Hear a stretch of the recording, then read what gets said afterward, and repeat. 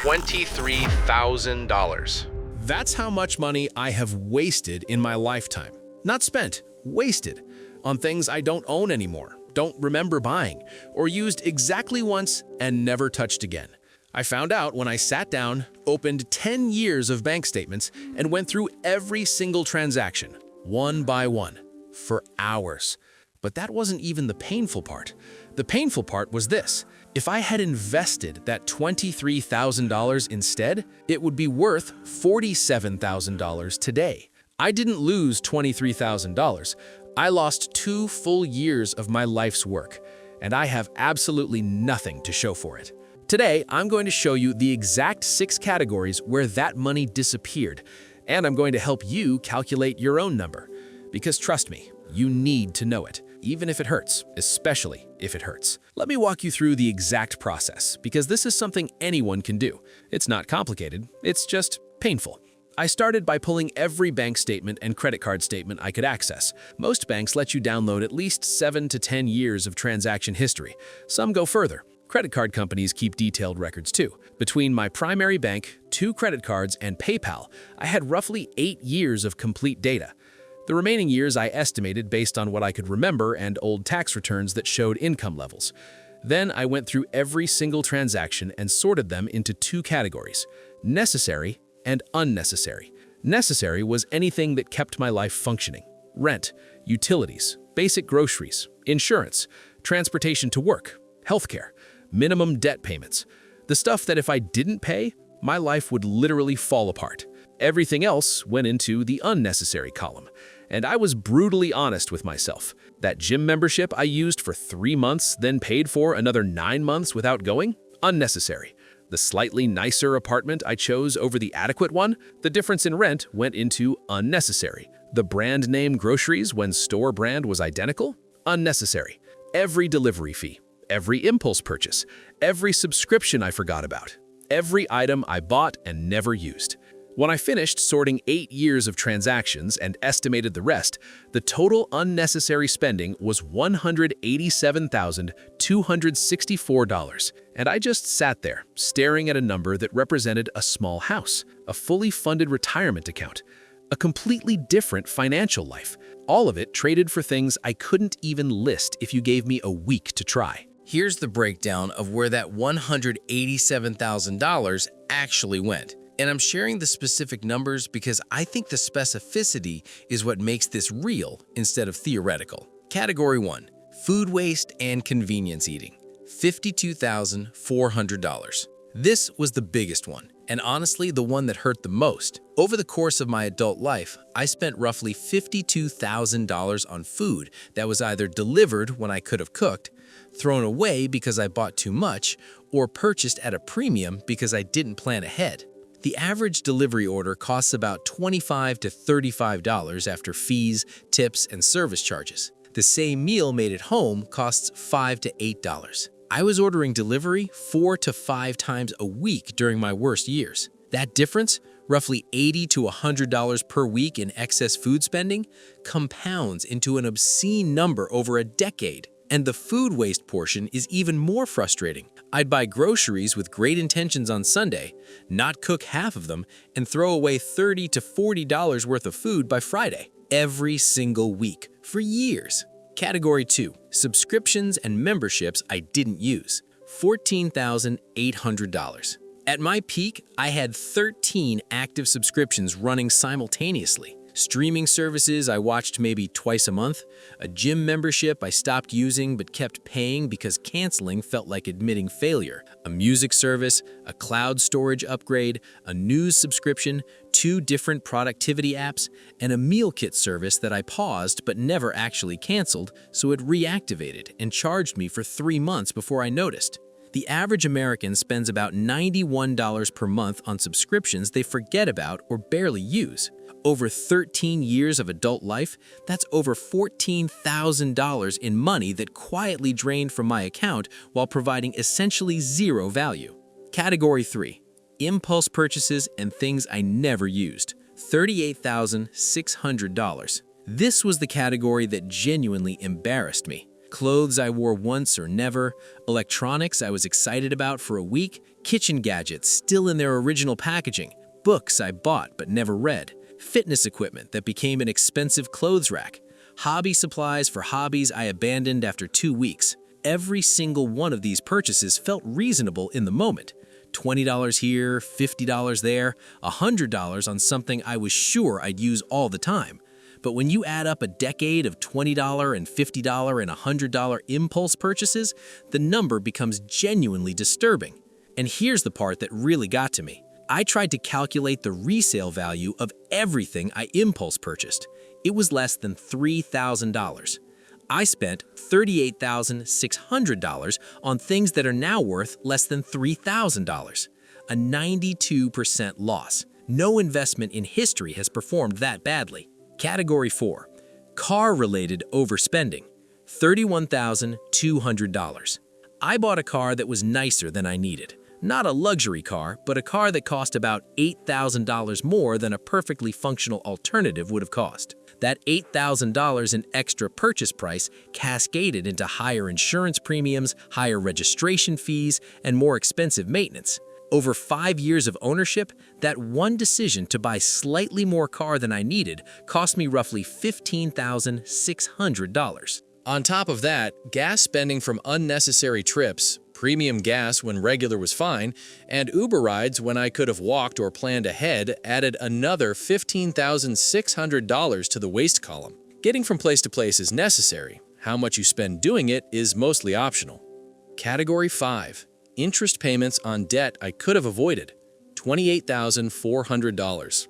This is the silent killer that most people never add up. Over my lifetime, I've paid roughly $28,000 in credit card interest alone. Not principal, just interest. Money that went directly to credit card companies as profit because I carried balances instead of paying in full. At 22% interest, which is average for credit cards in 2026, a $5,000 balance that you make minimum payments on will cost you over $7,000 in interest before it's paid off. I carried various balances for years, always making minimums, always telling myself I'd pay it off next month. And every single month, the credit card company skimmed their percentage off the top. $28,000 paid to banks for the privilege of borrowing money I shouldn't have needed to borrow in the first place if I'd been managing my spending. Category 6. Social pressure spending. $21,864. This was the hardest category to calculate because social pressure spending doesn't have its own line item on your credit card statement. It hides inside other categories. The dinner at the expensive restaurant because your friend picked the place. The vacation that was $2,000 more than you budgeted because everyone else was going all out. The rounds of drinks you bought because you didn't want to look cheap. The wedding gifts that cost twice what you planned because you saw what someone else was giving. Every single one of these spending decisions was driven not by what I wanted or needed, but by what I thought other people expected. And when I tracked those decisions over years, they added up to nearly $22,000 spent on managing other people's perceptions of me. People who will never think about those moments again. People who have no idea I spent that money because of them. People who would have thought absolutely nothing less of me if I'd spent half as much or nothing at all. Now here's the part that genuinely changed how I think about money, and I hope it changes how you think about it too.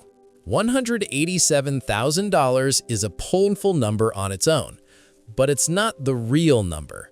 Because every dollar I wasted wasn't just a dollar lost, it was a dollar that could have been invested, and invested money grows. If I had taken that $187,000, spread across the years I wasted it, and instead put it into a simple index fund, returning the historical average of roughly 10% per year, I would have an additional $383,000 today, almost double.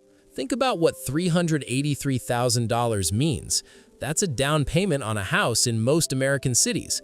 That's 15 years of retirement expenses at a modest withdrawal rate. That's the difference between retiring at 55 and retiring at 70. That's financial freedom versus financial stress for the rest of my life. And I traded all of it for delivery fees, forgotten subscriptions, impulse purchases I can't even name, interest payments to credit card companies, and dinners at restaurants I chose because I wanted to impress people who don't remember being there. Every dollar you waste today has a future version of itself that dies with it. A $5 delivery fee isn't $5. It's the $25 that $5 would have become in 20 years. A $100 impulse purchase isn't $100. It's the $520 it would have grown into by the time you retire. When you start seeing spending through this lens, every unnecessary purchase starts to feel like stealing from your future self, because that's exactly what it is. I know what you're thinking right now. What's my number? And honestly, part of me wants to tell you not to calculate it because ignorance was more comfortable. But the other part of me, the part that saved more money in the last year than the previous 3 years combined because of what this exercise showed me, that part says you need to know. Here's the simplified version that takes about 30 minutes. Step 1. Pull up your bank and credit card statements for the last 12 months. Most banking apps let you do this in seconds. Step 2. Go through each month and add up every purchase that wasn't keeping you alive or functioning. Everything that wasn't rent, basic food, utilities, transportation to work, insurance, or debt payments. Be honest. That breakfast delivery? Count it. That subscription you barely use? Count it. The clothes you haven't worn? Count it. Step 3. Take that 12-month total. That's your annual waste number. Step 4, multiply by the number of years you've been earning and spending as an adult. Adjust up or down for years you spent more or less. This gives you a rough lifetime waste estimate. Step 5, take that lifetime number and multiply by 2. That's approximately what it would be worth today if you'd invested it instead. That's your real number, the one that includes opportunity cost. The one that includes the future wealth you traded for stuff you can't even remember. My number was $187,000 in direct waste and roughly $383,000 including opportunity cost. What's yours? I want to be honest about something. After I calculated my number, I didn't feel motivated. I felt sick. I felt angry at myself. I sat with that anger for about 3 days before it turned into something useful. Because here's the thing about your waste number, whatever it turns out to be. You can't get it back. That money is gone. The opportunity cost is gone. The future wealth it represented is gone. No amount of regret changes that math. But you know what you can change? Tomorrow's number. Every single day going forward, you get to decide whether you're adding to your lifetime waste total or subtracting from it. Every delivery order you skip and cook at home instead. Every subscription you cancel that you haven't used in 3 months. Every impulse purchase you pause on and decide you don't actually need. Every time you choose the adequate option instead of the impressive one. Each of those decisions shrinks tomorrow's number. And over time, those small daily decisions compound just as powerfully as the waste did, except in your favor. Now, here's your mission. And I'm not asking, I'm challenging you. Calculate your annual waste number this week. You don't need 10 years of data like I used, just pull the last 12 months. Add up everything that wasn't essential, multiply by 2 for opportunity cost, and then come back here and drop that number in the comments. I know it's going to be uncomfortable. I know some of you are going to see a number that makes your stomach drop the same way mine did. That's the point.